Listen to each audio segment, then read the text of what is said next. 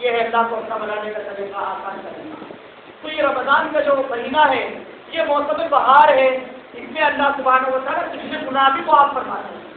جو روایت نقل کی اس میں اللہ کے نبی صلی اللہ علیہ وسلم نے فرمایا وہ ارادہ ما تقدم من ذنبی، اس روزہ رکھنے سے پہلے بھی جتنے بھی گناہ تھے وہ سارے کے سارے معاف کر دیے، سارے گناہ معاف کر دیے۔ جہاں وہ گناہ معاف ہو رہے ہیں جن کا تعلق اللہ سے ہے، جن کا تعلق حقوق اللہ سے ہے، وہ گناہ معاف ہوتے ہیں۔ بندوں سے اگر کسی گناہ کا تعلق ہے تو وہ معاف نہیں ہوتا۔ اگر بندے سے کسی گناہ کا تعلق تو مثلا کسی کا پیسہ مار دیا تھا، کسی سے قرض لیا اس کو واپس نہیں کیا، کسی کو دھوکہ دے دیا اور کسی کو گالی گلوچ کر دی، کسی کا دل دکھا دیا، کسی کو تکلیف پہنچا دی، کسی کا مال حرام کر دیا، تو یہ والے جو گناہ یہ روزہ رکھنے سے معاف نہیں ہوتے بلکہ معاف ہوں گے جبکہ حق والے کو اس کا حق دے دے یا وہ اپنی زندگی میں اس کو معاف کر دے، ورنہ قیامت کے دن دینا پڑے گا۔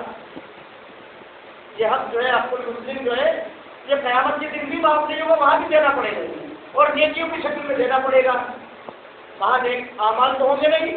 اعمال تو کر نہیں سکے گا، جو پہلے اعمال کر چکا ہے، جو نیکیاں کر چکا ہے ان نیکیوں کو کرنسی اور سکہ اور نوٹ بنا کر کے اس کو دے دیا جائے گا۔ تو اس لیے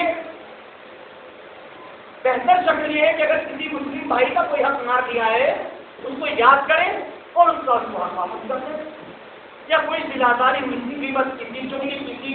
آپس میں پھوٹ ڈلوا دی تھی، دونوں کو آپس میں لڑوا دیا تھا، کسی وجہ سے ان کا حق کاٹ دیا تھا، غلط فہمی میں کسی کا کوئی دل دکھ گیا تھا، اس سے معافی تلاش کرنے کوئی مشکل کام نہیں ہے، کوئی بڑی چیز نہیں ہے، یہ بہت آسان امر ہے، آسان معاملہ ہے۔ تو اس طرح سے اس اعتبار سے ہم وہ والے گناہ بھی معاف کرا سکتے ہیں جن کا تعلق حقوق العباد سے ہے، تو حقوق اللہ کو اللہ تعالیٰ مکمل معاف کروا دیں گے، حقوق العباد ہم معافی طلب کر کے معاف کرا سکتے ہیں، اور رمضان میں ہم تمام کے تمام گناہوں سے پاک صاف ہو سکتے ہیں۔ یہ رمضان کا مقدس مہینہ اللہ سبحانہ و تعالیٰ نے ہمیں عطا کیا ہے، اس کی قدر کرنے کی ضرورت ہے، اس کو پہچاننے کی ضرورت ہے۔ پورا جب تک یہ مہینہ برقرار ہے اور ہماری زندگیاں برقرار ہے، اس کا ایک لمحہ ضائع نہ ہے۔